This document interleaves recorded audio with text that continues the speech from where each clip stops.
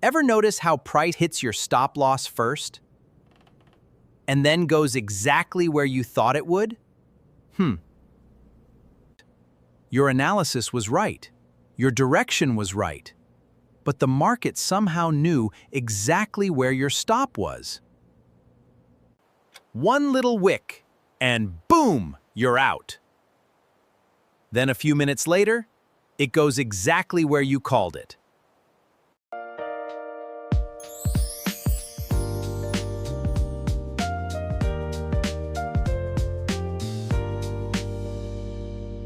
If this keeps happening to you, this video is going to break down why, and more importantly, how to actually fix it. But first, let's clear something up.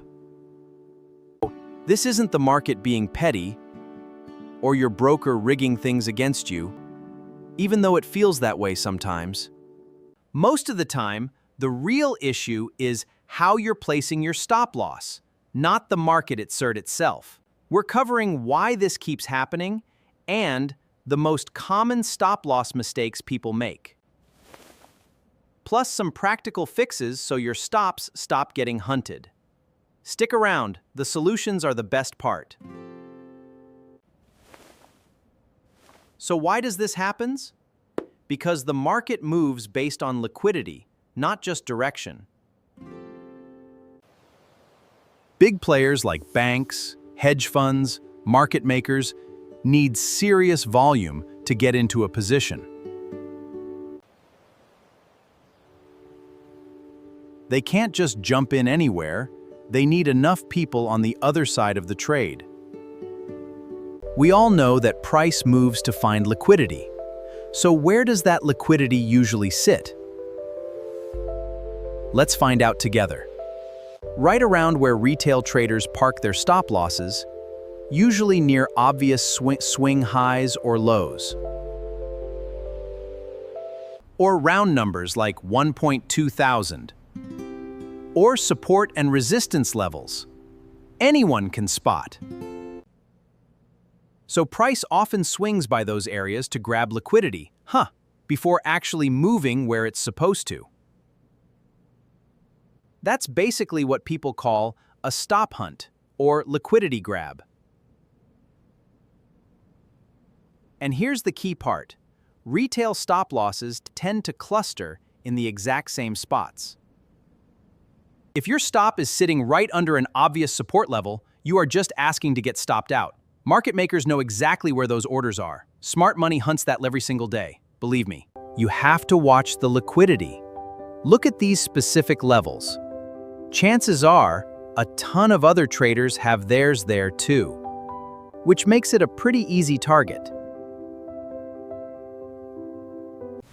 Let's talk about the mistakes that get your stop loss hunted. Mistake number 1, your stop's just too tight. You have to give the market room to breathe.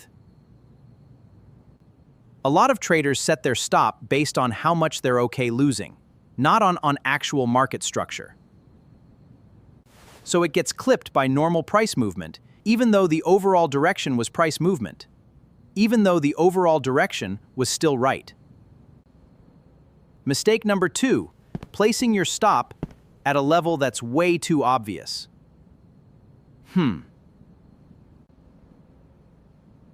If you can spot that level in like 2 seconds. You see, I can read this chart, so can everyone else, including the algorithms.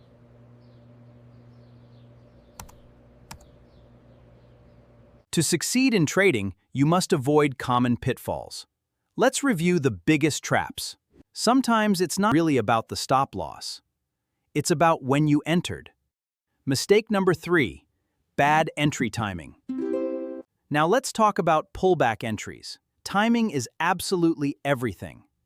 If you enter mid-pullback, your stop is way more likely to get tagged. Mistake number 4, ignoring volatility. Volatility tells you how much the market can move. If you ignore it, your stop loss is just a guess.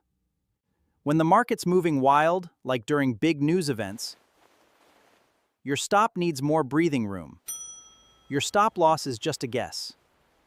When the market's moving wild, if your stop distance never changes, regardless of volatility, you're way more likely to get stopped out early.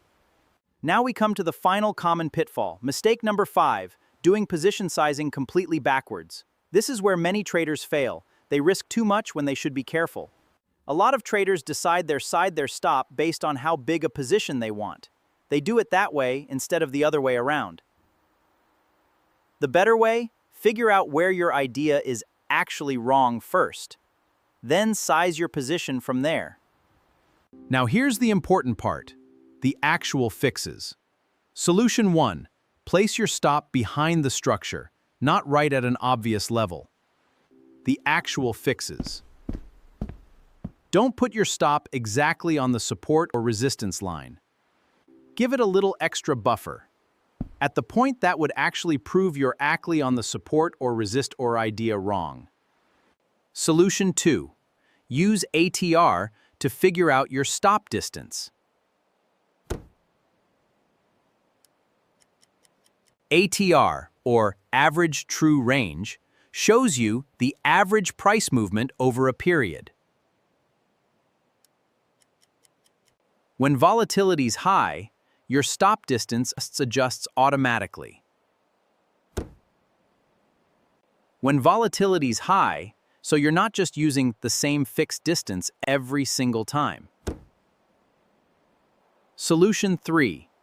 Wait for confirmation before you enter. Instead of jumping in the second price touches a level, wait for a sign the market's actually reversing, like a confirmation candle.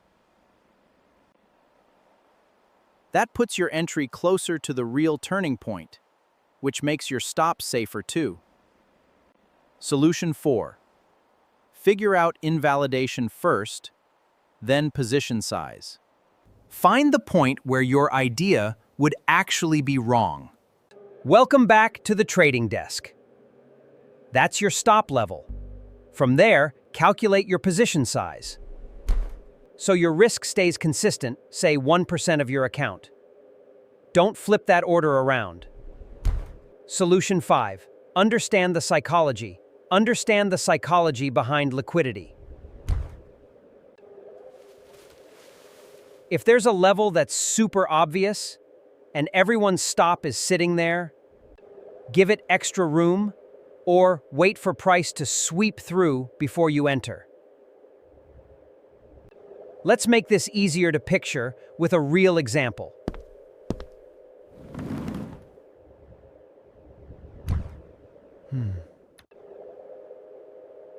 Say price is in an uptrend, and there's a clear swing low. Most traders put their stop right under that swing low. Here's what usually happens.